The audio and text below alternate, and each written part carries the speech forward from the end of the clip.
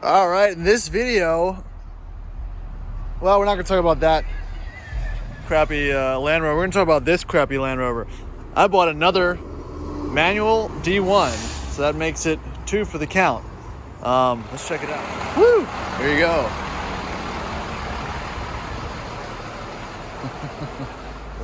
First view.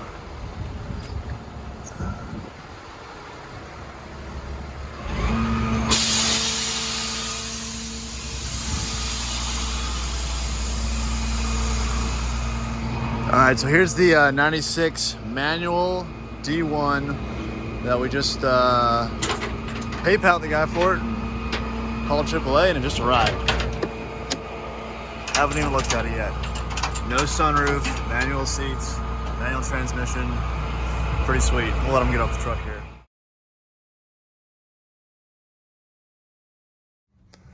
All right, so this is what it's all about right here. 5-speed manual 1996 Land Rover Discovery D1 4x4 slick top, no sunroof, 177,000 miles.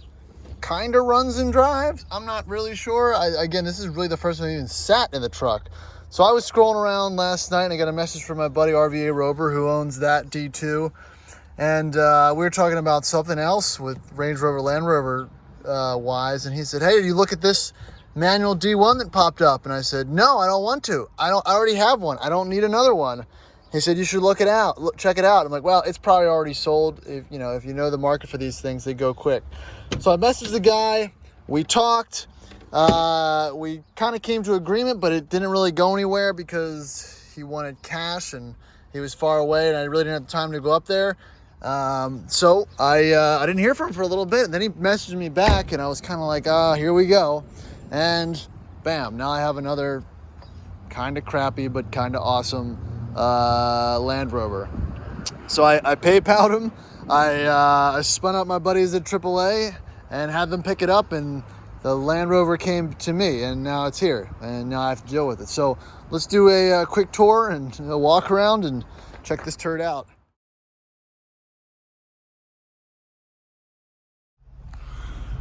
All right, exterior. Don't know the color code because I suck at color codes. Epsom green or something, maybe, who knows, but that's irrelevant. It's got a nice brush guard on it. Not totally rusted out. It could probably be salvageable, salvaged. Just has to be probably sanded down and resprayed. Let's check out underneath the front. Checking out the front axle and whatnot. Looks like some old man emu. Steering shock under there, but not incredibly rusty. Not terrible, a little leaky, but it's not visibly pooling, so I'll chalk that up for a win. Glass headlights are in good shape. Check out the inner wings on the passenger side. Not terrible. That's not too rusty. Tires are old. Again, with the LTXs, they just last too long. That's the problem with them. Seller stated the brakes definitely need to be changed. They don't really have a lip on them. I can't see the pad, but I'm sure they're not great. Got these same factory side steps that my 97 manual has. Kind of useless, but they are nice looking with the factory mud flaps on them. Come around the back side, got a little rust poking through right there. Frame looks good. Body mounts look okay. Stick this underneath. You can see what I can't see. Little rust in the rockers, but definitely not terminal. Let's see how it looks in the inner wing here. A little bit of bubbling, but not too bad. It's got these cool mats. Those are nice. We'll do the inside here in a little bit. Coming around the back, it's got the spare tire on it, no cover. Little Virginia Schmoo. It looks like it used to have the taillight covers, which I wish we still had. Oh, look at that. Body mounts are good. A little rust on the lower floor there. Not terrible though. See a little bit of a leak around the diff filler. Not the end of the world. Factory mud flaps are still intact. All right, checking out this side. Some more rust right there. Not, again, that doesn't really bother me, honestly. But the rest of the frame looks good. Check into this side. Not all that bad into there either. Cool. Again, I'm looking at this for pretty much the second time today. I didn't look at it. I just unloaded it off the truck and checked it out. A little bubbling here. Here's the seat belts. I'll check all the pockets here in a second. Come back to the front side. Body mount there looks good. Shock tower looks fine. I'll see under here, a little bit of rust. Let's see if I can get under there a little better. See it in the phone. Yeah, there's a little floorboard rust, but yeah, again, nothing unmanageable. Paint's not faded. I wonder if that's just schmoo from sitting under a tree or if that'll come off. It's a little faded on the roof, but not the end of the world. So, got the base wheels on it. Not my favorite wheel. But overall, not really too bad on the outside. All right, let's check out the inside. This carpet piece is still intact. Manual seats. My 97 D1 manual also has the manual seats. That's awesome. Probably one of my favorite features on these. Let's see if we've got any treasures in here.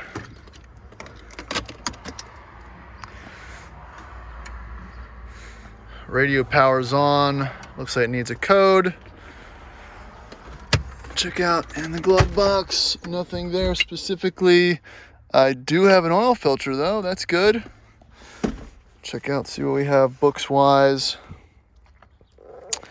There you go. Look, security code, radio code. Nice. Oh, wow. Oh, that's awesome. Got the original window sticker. Let me pull this out here.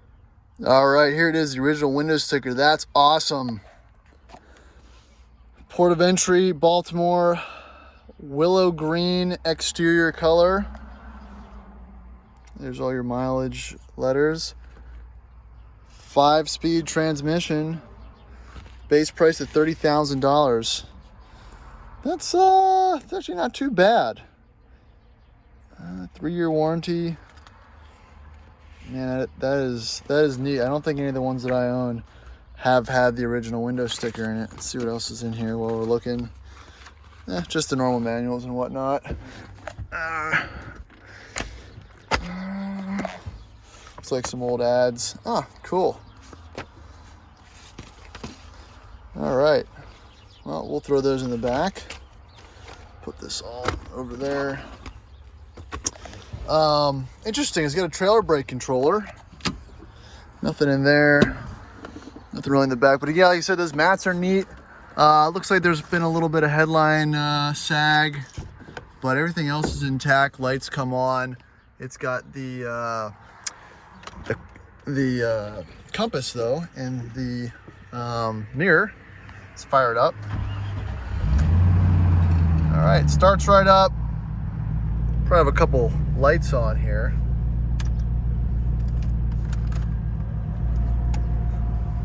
Wonder if the AC kicks on.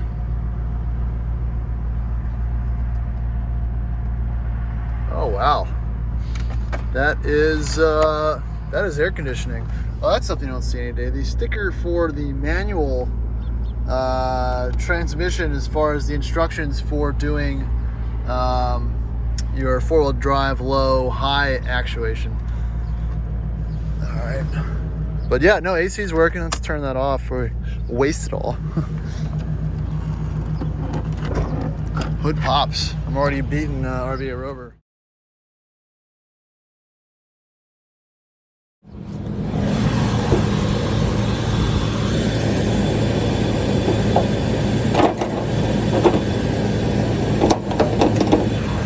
Cool. Got a Land Rover Richmond service sticker on there. Willow greens, this is the color. Battery looks a little rough, but not terrible. Sounds like it runs great. Pretty smooth, no visible leaks.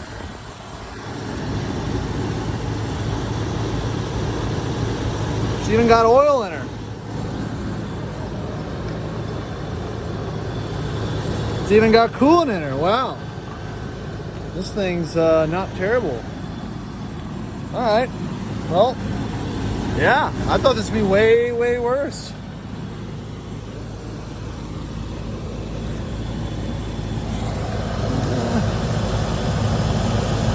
This might be low.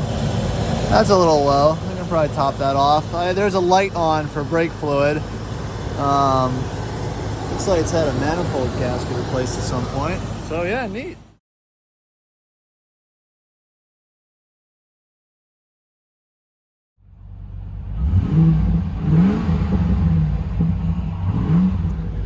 All right, she's holding steady. I was gonna see if it'll warm up a little bit, make sure it doesn't have any overheating going on. But other than that, I like it. It's a neat rig. I think you know, we bought it to potentially pull the transmission and stick it into Mike's 94 that has a bad motor, but I don't think we could do that. I think this is a good truck, probably worth saving. So we'll see. This one's gonna stick around for a while. If you want to see more on this truck, I'd like to drive it at some point once we get the clutch situation figured out. Please feel free to subscribe and stick around. Like I said, I mean, I got so many Rover videos going on right now, I don't know what to do with myself, you know. RV Rover's gonna get that one fixed up. The 95 still needs work. Mike's gonna diesel swap, OM606 diesel swap that maroon one with the engine out of that W210 Mercedes. We've got this one. I mean, it's all kinds of fun stuff going on here. So please feel free to subscribe, check out the rest of the channel, and I'll see you again, or I'll hear back from you all later. Thanks, bye.